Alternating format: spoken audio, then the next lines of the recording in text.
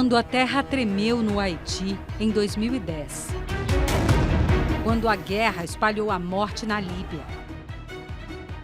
Quando um conflito étnico no Quirguistão, na Ásia Central, deixou mortos, presos políticos e abandono. Quando a barragem da mina do Córrego do Feijão, em Brumadinho, se rompeu em janeiro de 2019.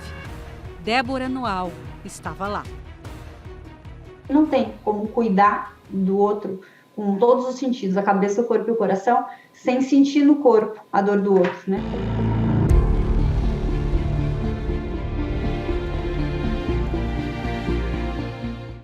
No Repórter Eco de hoje, você vai conhecer os relatos de viagens da psicóloga Débora Noal, da organização Médicos Sem Fronteiras, que leva esperança de vida às vítimas de guerras, tragédias, desastres naturais e fome. E veja também... Conheça a história da Fundação SOS Mata Atlântica, uma das ONGs mais atuantes do país, que há 35 anos luta para conservar o que resta da floresta e os recursos hídricos. E você acompanha o sucesso da 34ª Bienal de São Paulo, que completa 7 décadas de existência, com a maior exposição de obras de artistas indígenas do Brasil e de outros países.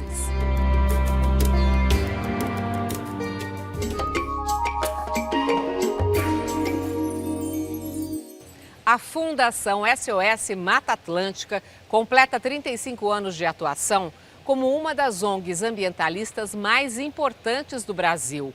Uma história que envolve a criação da lei que protege o que resta do bioma, a luta contra os desmatamentos e invasões de áreas que ameaçam rios e nascentes e o trabalho de restauração florestal.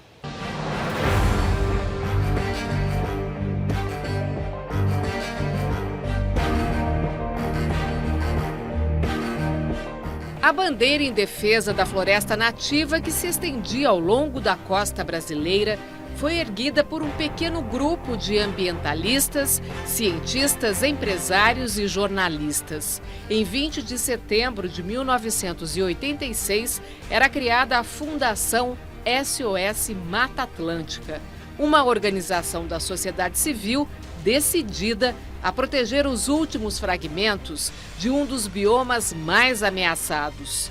A ONG já começou com um desafio: se preparar para a Cúpula da Terra, a Conferência sobre Meio Ambiente e Desenvolvimento das Nações Unidas, realizada em 1992, no Rio de Janeiro, serviu de combustível para o movimento ambientalista brasileiro.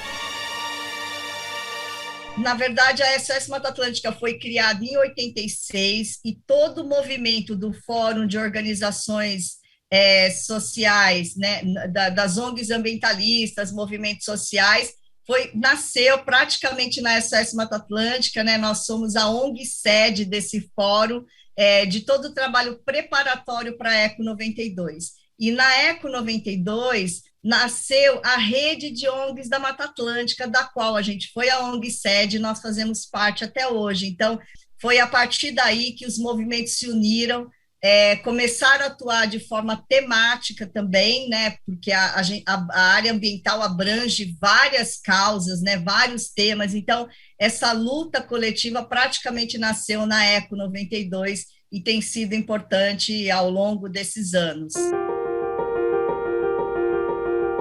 Márcia Irota, diretora executiva da ONG, conta sobre os momentos mais desafiadores nesta jornada de 35 anos. Ao longo da nossa trajetória, nós já tivemos várias situações de luta, seja contra o desmatamento, contra a invasão de áreas, né, a degradação das florestas, o comprometimento das nossas nascentes e rios, né? Então, ameaçando todo o recurso hídrico, vários problemas que, inclusive, nós estamos enfrentando agora. O ativismo no cenário nacional foi árduo. Depois de 14 anos de pressão, o Congresso finalmente aprovou uma lei específica para proteger o bioma. Uma grande conquista. A Mata Atlântica é patrimônio nacional desde a Constituição Federal de 1988, e aí, a partir daí, nós iniciamos todo um processo para que o bioma tivesse uma lei especial, que é o que rege, né? E essa lei, ela define o uso e a exploração da vegetação nativa do bioma. Então, desde então, né, desde 2006, a gente vem lutando, né, junto com o poder público, junto com os estados, né, principalmente os estados, e também os municípios, por meio dos planos municipais da Mata Atlântica, na implementação dessa lei e na proteção e no cumprimento, para que a gente tenha aí a floresta e também as áreas em restauração florestal. As parcerias fechadas ao longo dos anos com outras organizações da sociedade civil, instituições de pesquisa, empresas e o poder público resultaram em importantes ações de regeneração da floresta.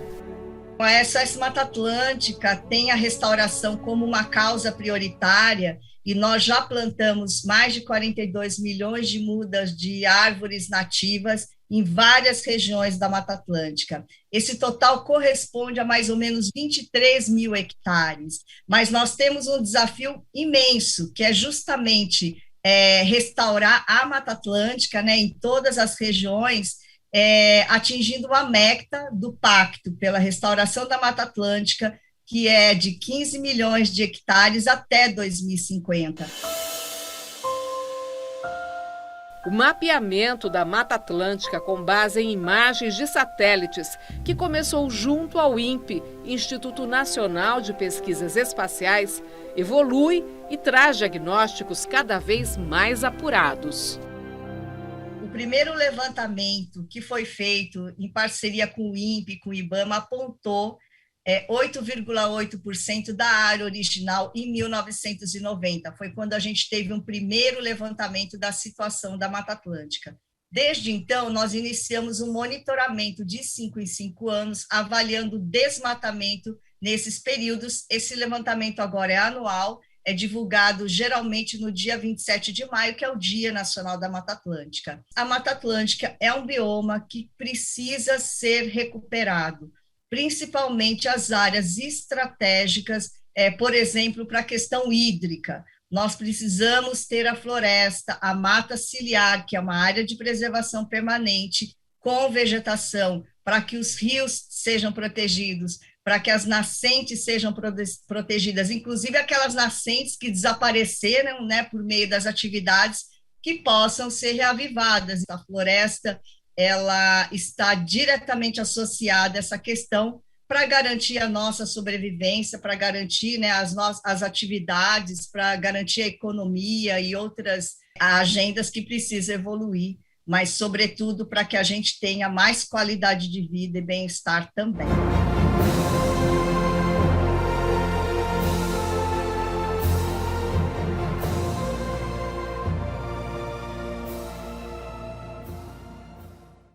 Agora vamos às notícias socioambientais que tiveram destaque nesta semana. A União Europeia propõe banir a importação de produtos ligados ao desmatamento, alguns exportados pelo Brasil, como soja e carne bovina. O plano inclui até o corte de árvores, considerado legal pelo país de origem. A proposta precisa ainda ser aprovada pelo Parlamento Europeu e pelo Conselho Europeu. Após o presidente Jair Bolsonaro usar novamente informação falsa sobre desmatamento da Amazônia para investidores nos Emirados Árabes, novos dados de satélite confirmam o avanço da destruição da maior floresta tropical do mundo. Bolsonaro afirmou de forma errada, em Dubai, que mais de 90% do bioma estão preservados desde 1500. Estudos científicos já comprovaram que a Amazônia perdeu pelo menos 20% de sua área originária. Dados oficiais do programa PRODES do INPE, Instituto Nacional de Pesquisas Espaciais, mostram um novo recorde de desmatamento na Amazônia em 2021.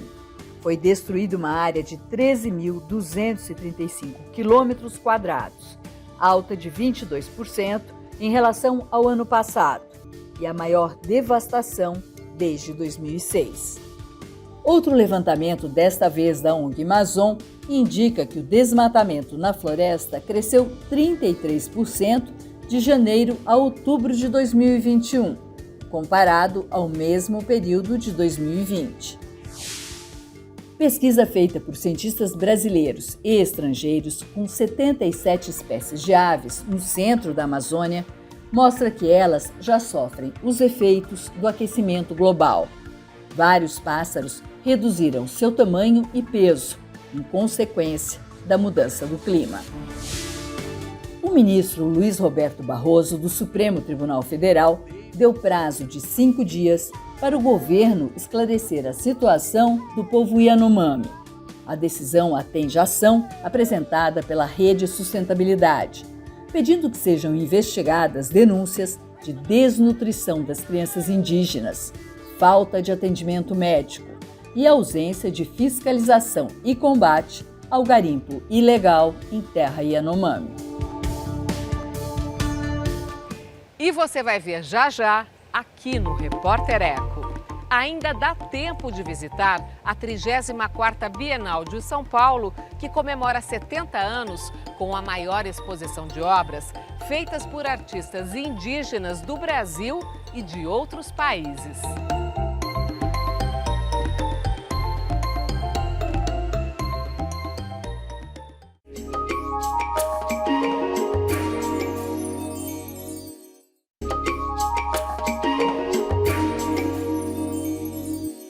Faz escuro, mas eu canto. É o título da 34ª Bienal de São Paulo, que está sendo chamada de Bienal dos Indígenas. A relação com a natureza e os seres míticos das florestas são temas trazidos por artistas contemporâneos, nativos do Brasil e de outros países. A exposição de sucesso fica até o dia 5 de dezembro no Parque do Ibirapuera, em São Paulo. A entrada é gratuita e é preciso apresentar o comprovante de vacinação contra a Covid-19.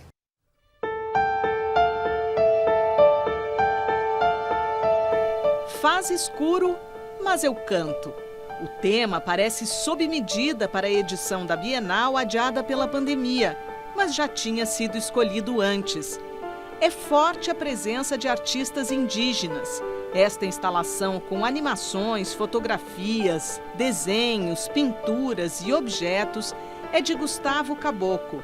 Foi desenvolvida junto com parentes da etnia Wapixana, inclusive a mãe, retirada ainda menina do território ancestral em Roraima. O artista nasceu e vive em Curitiba e, ao conhecer a aldeia onde moravam pais e avós, começou a desenvolver sua arte. O trabalho que a gente apresenta chama Canal Cuba, Caminhos das Pedras Wapixana. Acreditamos que elas têm vida mesmo, elas falam, elas contam as suas próprias histórias. Elas são testemunhas, digamos, da história brasileira também, né? Elas estavam aqui muito antes. No Lago do Ibirapuera, 2 serpentes amazônicas infláveis gigantes. Elas representam um ser fantástico que atravessa mundos. São as entidades de Jaider Esbel, artista, curador e escritor macuxi de Roraima. Ele morreu aos 42 anos, no início de novembro, em São Paulo, deixando uma lacuna no campo da arte e do pensamento indígena. Reescrito e desenhado, é dele também este livro com textos e pinturas europeias. A arte denúncia sobre os séculos de colonização devastadora nas Américas. Nessa Carta ao Velho Mundo, que foi adquirida recentemente pelo Centro Georges Pompidou de Paris, há frases como: há genocídio nas florestas da Amazônia. Ame como o índio ama a mata.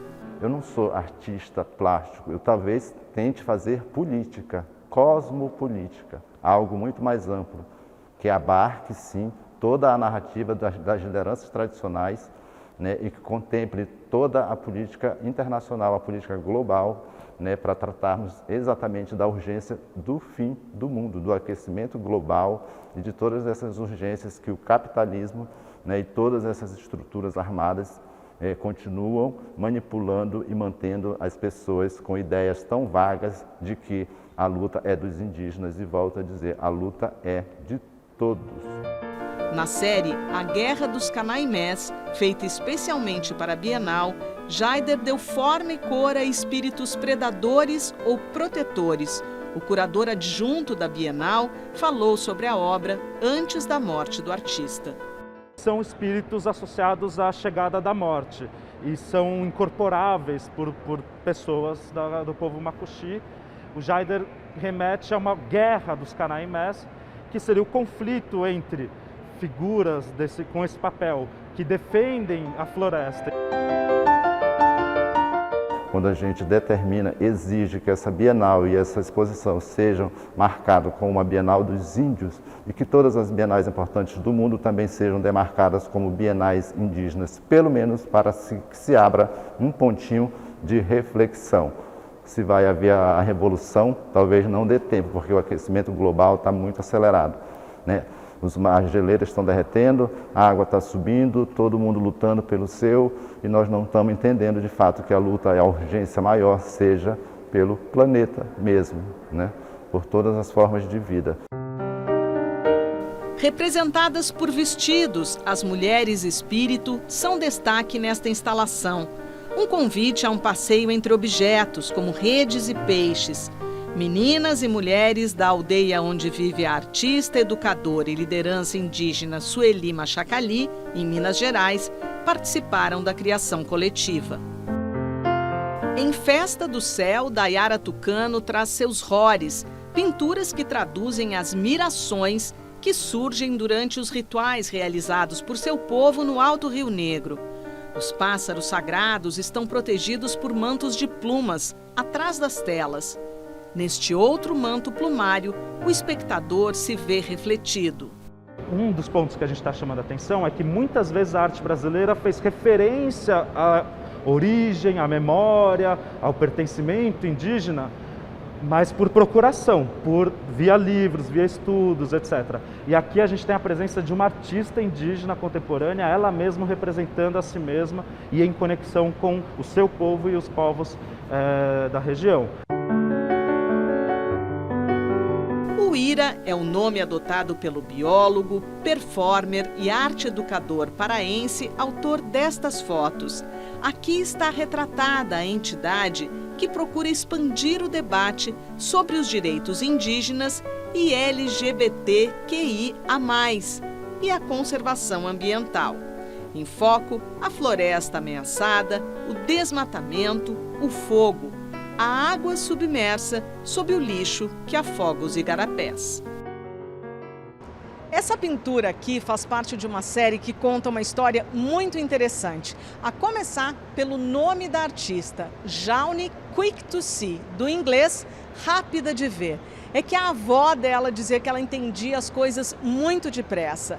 Ela foi a primeira artista indígena norte-americana a ter, aos 80 anos, uma obra comprada por uma importante galeria de arte nos Estados Unidos, em Washington.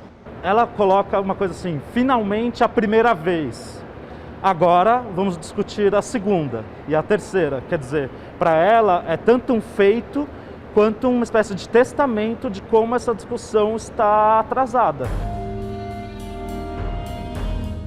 Da Colômbia, Abel Rodrigues, do povo Nonuia, traz a Árvore da Abundância, um dos desenhos feitos de memória que mostra as árvores gerando as sementes que mantêm a vida dos animais na floresta. A importância é essa, de afirmar um território, né? De você ir a São Paulo, afirmar que São Paulo é uma terra indígena, né? É uma terra dos Guarani, e que o Brasil inteiro é esse território indígena, né? De falar que não apagarão a nossa memória, que a nossa memória é viva, estamos por aqui, né? São muitas culturas, muitos povos que estão aí produzindo as suas artes em várias linguagens.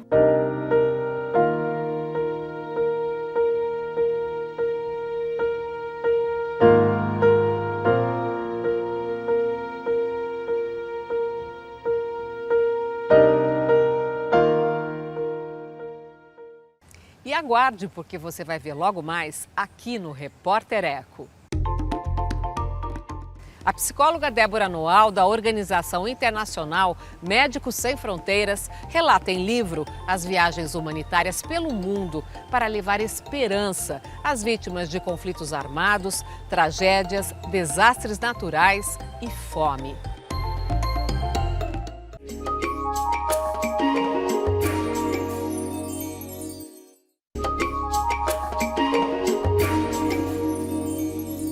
Uma vida dedicada aos que necessitam de ajuda no mundo. A psicóloga Débora Noal integra a organização Médicos Sem Fronteiras. Ela participou de várias missões internacionais para levar cuidado, afeto e esperança para as vítimas de conflitos, desastres naturais, epidemias e fome. Os relatos das viagens estão no livro O Humano do Mundo.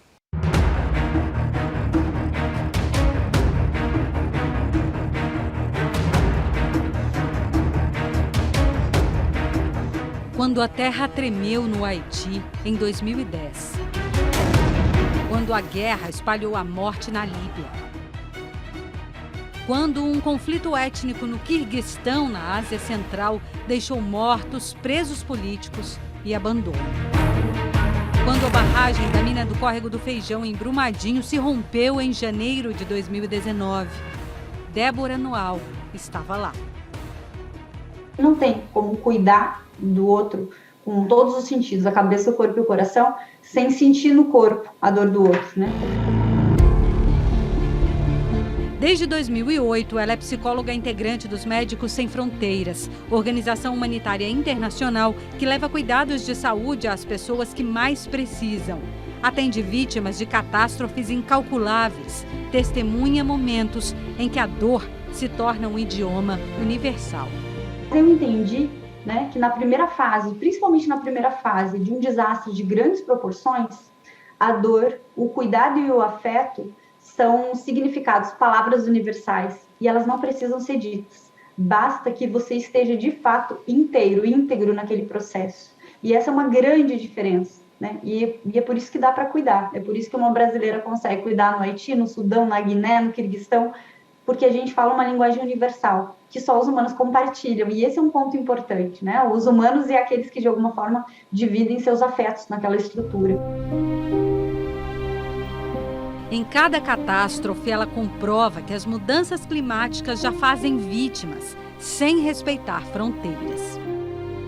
E o mais triste que eu tenho para dizer é que eu assisto o ser humano configurando os novos eventos e os novos desastres climáticos, né? Que a gente costuma dizer que os desastres são climáticos, mas na verdade eles são socioambientais, né? Os humanos de alguma forma estão ali configurando, produzindo. O humano está muito imbuído na desconfiguração do mundo, né? Na destruição. E só existe cuidado se a gente conseguir pensar num cuidado da vida mesmo, de uma forma mais ampla. A ciência tem mostrado que se a gente não tiver uma relação solidária, uma forma de cuidado solidária, provavelmente a gente não vai ter um futuro. As distâncias se tornam pequenas quando os problemas são grandes demais. Esta psicóloga sem fronteiras nasceu no Rio Grande do Sul, morou no Nordeste e, por enquanto, está em Brasília. Passou por cerca de 40 países para ajudar a quem precisa. Para ela, lar é o mundo inteiro. Eu tento sempre me conectar com qual que é o meu propósito naquele lugar, o que eu fui fazer naquele lugar, né? Mas eu brinco, meu trabalho é um pouco como a engenharia e a arquitetura da vida. Eu ajudo a reconstruir, a ressignificar e a reinventar projetos de vida. Então, é sentar junto com uma pessoa e muitas vezes é sentar mesmo no chão e desenhar na terra quais são as possibilidades, né? Parte do nosso trabalho é ajudar as pessoas a conseguir dar o primeiro passo para que elas relembrem como é caminhar. Parte das histórias que ela traz na bagagem foram parar no livro O Humano do Mundo. O livro, na verdade, são os meus diários, né? O diário de campo. quando a dor é muito grande, quando eu tenho dificuldade de poder comunicar para o outro toda a intensidade de sofrimento que eu estou acompanhando, ou das dificuldades ali do cotidiano, eu escrevo, né? Eu costumo escrever em tudo. Papel de pão, na caixa, às vezes, de prescrição de medicamento, eu vou escrevendo, em livro mesmo impresso, vou escrevendo um pouco de tudo. A experiência de cuidar das vítimas do ebola em 2012 na África, ela trouxe para a pandemia da Covid-19, quando, a convite da Fiocruz, preparou profissionais de saúde para trabalhar em áreas remotas. Mantendo o brilho nos olhos, o carinho no abraço, ela acolhe a vida em lugares que já viram mortes demais. Percebe que a geografia não impõe limites à solidariedade. Isso não tem preço. Você saber que faz diferença, mesmo que seja só um pouquinho, mas é disso mesmo. Eu me satisfaço com pequenas gotinhas, doses homeopáticas de felicidade, já me dão essa sensação de que é para isso que a existência serve, para a gente poder compartilhar. E dá muito prazer quando a gente está conectado com esse brilho do olhar do outro no final de um atendimento, no final de um dia de trabalho.